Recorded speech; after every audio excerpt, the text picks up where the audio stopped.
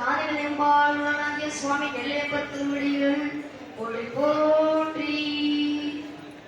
திருச்சிற்றம்பலம். சிவாய பரமேஸ்வராய சசிசேகராய நமோ.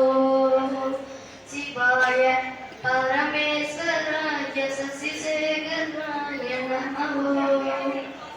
பவாய குணசம்பவாய சிவதாண்டவாய நமோ. சிவாய பரமேஸ்வராய சசிசேகராய நமோ. பவாய குணசம்பவாய சிவதாண்டவாய நமோ. சிவ சிவ சிவ சிவ சிவாய நமோ. பவ பவ பவ பவாய நமோ. ஓம் நம சிவாய சிவாய நமோ. ஓம் நம ஹராய ஹராய நமோ.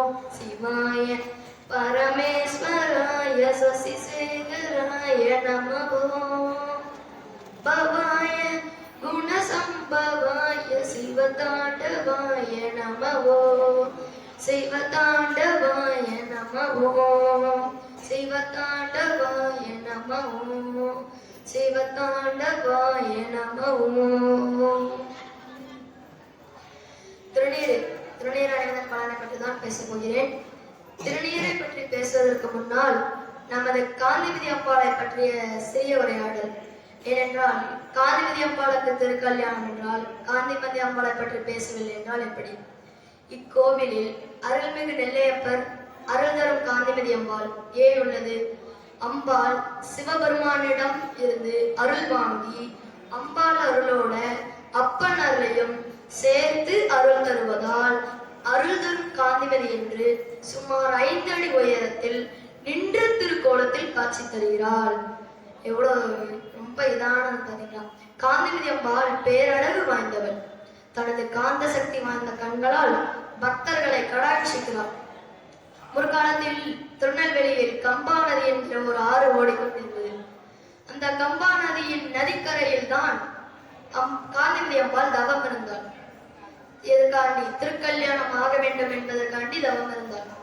அவளது தவத்தை மெச்சிதான் ஐப்பசி மாதத்தில் நெல்லையப்பர் காந்திமதி அம்பாளை கரம் பிடித்தார். இந்த காட்சி இன்னும் நமது திருக்கோவிலில் நடந்து வருகிறது. நாளை அதிகாலை 1 மணிக்கு தங்க சப்பரத்தில் அம்பாள் தவ கோலத்தில் 1 மணிக்கு எழுந்தருளல் கம்பா நதிக்கு எழுந்தருளாகிறாங்க காந்திமதி அம்பாள். அதுக்கடுத்து மதியம் 12 மணியிலிருந்து 1 மணி வரையும் நெல்லையப்பர் காட்சி மண்டபத்தில் காட்சி கொடுக்கிறவர்கள் நடைபெறும். அதுக்கடுத்து சனிக்கிழமை நாளை மறுநாள் காலை 4:30 முதல் 5:30 வரை திருக்கல்யாண வைபவ விழா நடைபெறும். இந்த ரொம்ப ரொம்ப பிரபலமான விழா.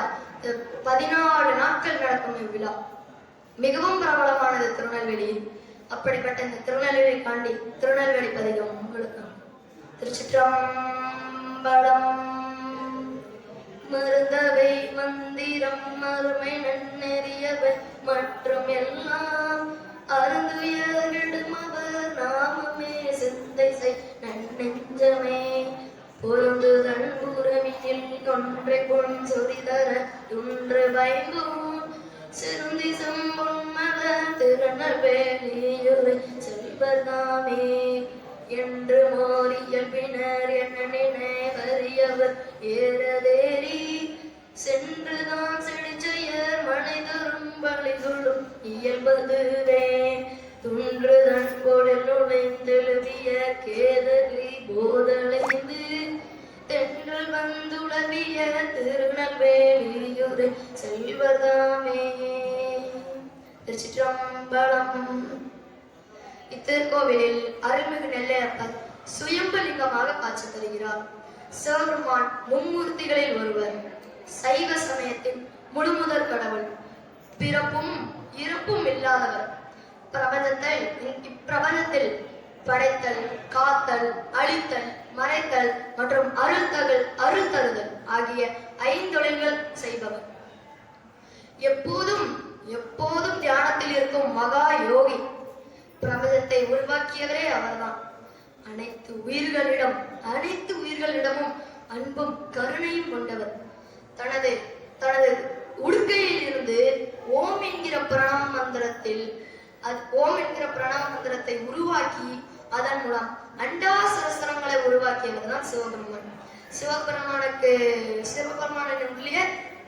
சிவ சின்னங்கள் என்று சொல்லப்படும் திருநீரு, ருத்ராட்சம், நமச்சிவாய என்கிற இந்த மந்திரம், இதுதான் சிவ சின்னங்கள் எனப்படுகிறது. இதில் ஒன்றானதுதான் திருநீர். அந்த திருநீரை பற்றி தான் நான் பேச போகிறேன். நமது இந்த திருநீர் இருக்குல்ல, இந்த திருநீர் கட்டாயம் நெற்றியில் பூச வேண்டும். ஏன் தெரியுமா? திருநீர் என்று சொல்லப்படும் விபூதிக்கு ரச்சை, சாரம், பஸ்மம், பசிதம் ஆகிய பிற பெயர்கள் உண்டு. நீரில்லா நெற்றிப்பால் என்று முன்னோர்கள் சொல்லி வைத்தார்கள். மனித உடலிலே மிக முக்கியமான பாகங்களில் ஒன்றான பாகம்தான் நெற்றி. நெற்றியில் விபூதி பூசுவதால் தீய எண்ணங்கள் மற்றும் தீய சக்திகள் நம்மை நெருங்காது. அதை விட திருநீர் பூசினவர்களை பார்த்தால் புதையல் கிடைக்குமா? உண்மையதான் சொல்றேன், புதையல் கிடைக்குமா? அட என்னங்க சொல்றீங்க, புதையல் கிடைக்குமா? ஆமா, புதையல் கிடைக்கும். கதையை சொல்றேன், கேளுங்க. இந்த ஒரு குட்டி கதையை தான் சொல்றேன், கேட்கோங்க. திருநீர் திருகுண்டலமா தரீங்க, சிவாய நம்ம என்று தரீங்க. என்ன எரிச்சாலும் திருநீர் தான். இந்த வஸ்திரம், மேடை, எதை எரிச்சாலும் திருநீர் தான். சூட்சமாக இருப்பது திருநீர் தான். எல்லா பொருளையும் எரிச்சாலும் திருநீர் தான். எவ்வளோ நம்ம திருநீர் பூசினா நமக்கு ஒரு பயணமே பயன். அவ்வளோ திருநீருக்கு ரொம்ப மகிமை உண்டு. இப்ப நான் சொன்னேனே, திருநீர் போதுனவர்களை பார்த்தால் புதையல் கிடைக்குமா? அந்த கதையை சொல்றேன். ஒரு அடியார் ஒருத்தர் பார்த்தாரு. உங்க கஷ்டம் நீங்கணுமா? நான் ஒரு வழி சொல்றேன், கேளுங்க. என்ன வழி என்றால், நீங்கள் தினமும் காலையில் சிவாய நம என்று சொல்லிவிட்டு உணவு சாப்பிட வேண்டும் என்று சொன்னாங்க. என்னாலாம் முடியாது. அவங்க கைக்கோள் முதலியார். அவங்க சாப்பிடுவாங்க, போவாங்க.